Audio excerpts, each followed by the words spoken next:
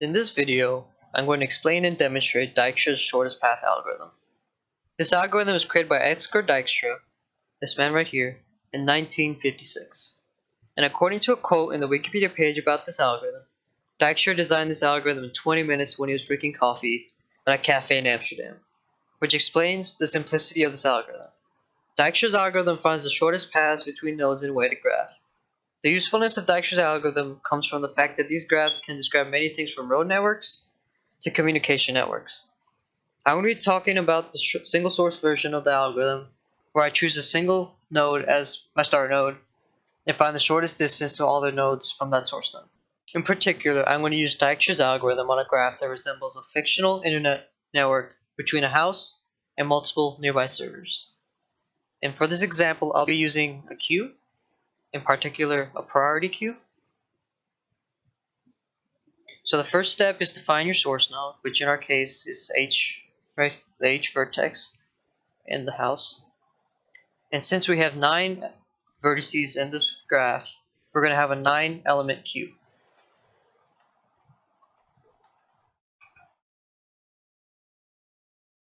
Wrong thing. So each element in your queue will have 3 things. The first thing will be the vertex itself. The second will be the time or the distance from the source node. And the third will be the previous node or vertex that you passed through. So next, we want to find the vertices connected to the source node, which in this case is D, F, and G, and record the times that are required to get to it. So from H to D is 5 milliseconds, and we're coming from H. For F, it's 9, and we're also coming from H. Same thing with G, 7, coming from H. Now you want to rearrange the queue into where the times are in increasing order. Now I'm going to pull over an empty queue, which will be our solution queue. So now you want to pop the first element in your queue into the solution queue. And so now you're left with this. So now your D is your first element. So you start from D, so you could only go to A and E since you've already visited H and it's already been popped off. So from A, it takes 4. So it takes 4 milliseconds to get to A. And since A hasn't been recorded, we're going to empty that. And since it takes 4, but it also takes 5 to get to D, so it's going to be 9. And we're coming from D. Same thing with E.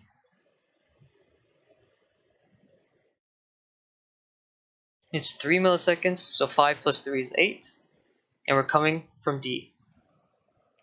Same thing, you want to rearrange it where you're in increasing order.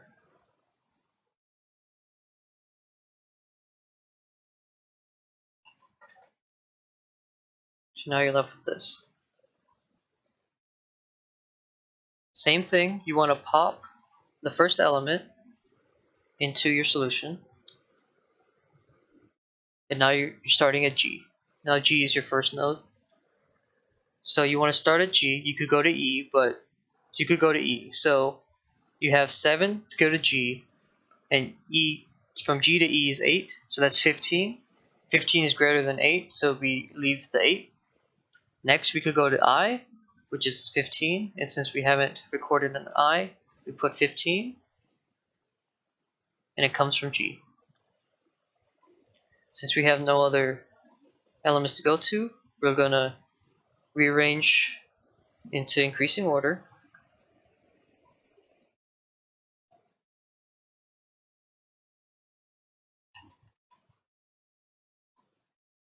Now we have, and then we're going to pop G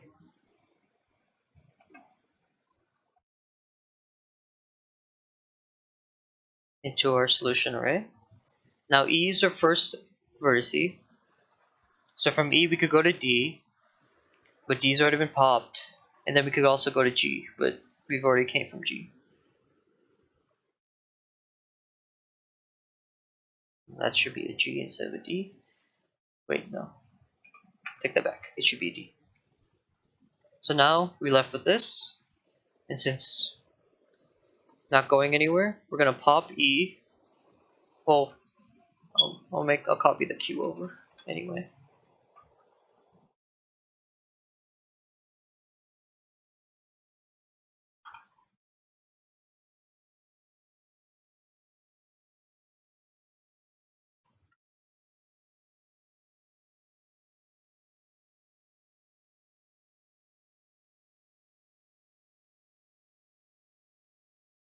Sorry, had to answer the door. Okay, so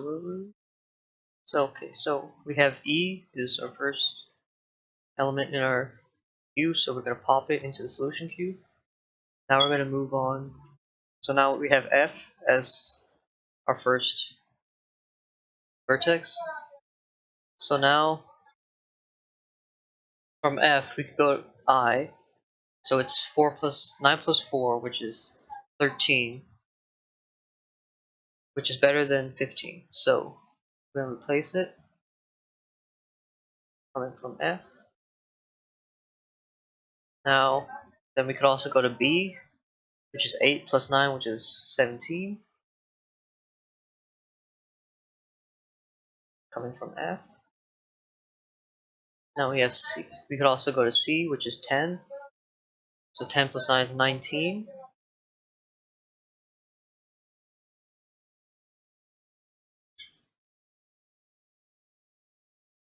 Alright. Same thing here. We can't rearrange them any further. So we're going to pop F into the solution. Now we're starting at A. We could go back to D, but D is already in our solution. So we could go to C. So it is 9 plus 5, which is 14, which is a lot better than 19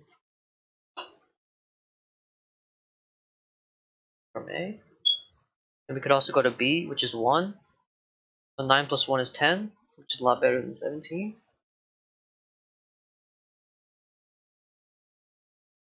Now we're going to rearrange this queue.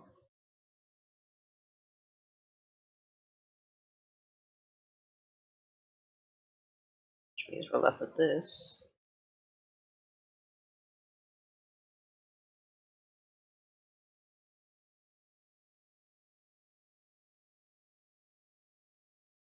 So now we pop A.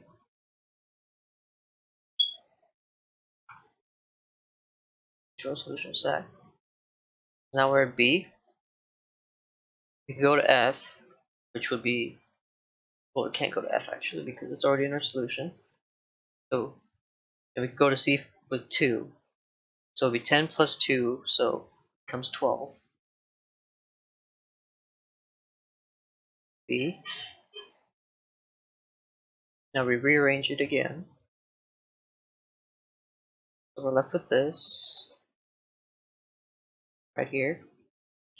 So now we're gonna pop B into our solution.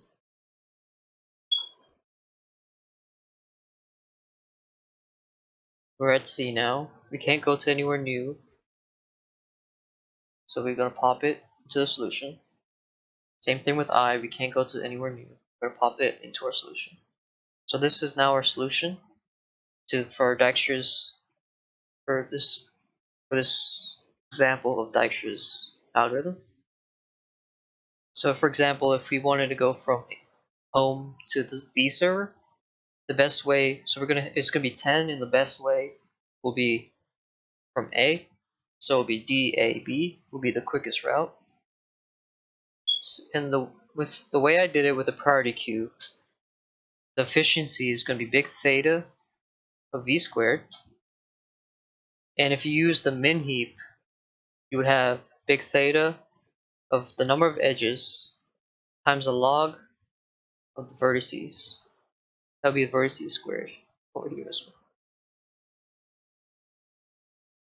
And that's it.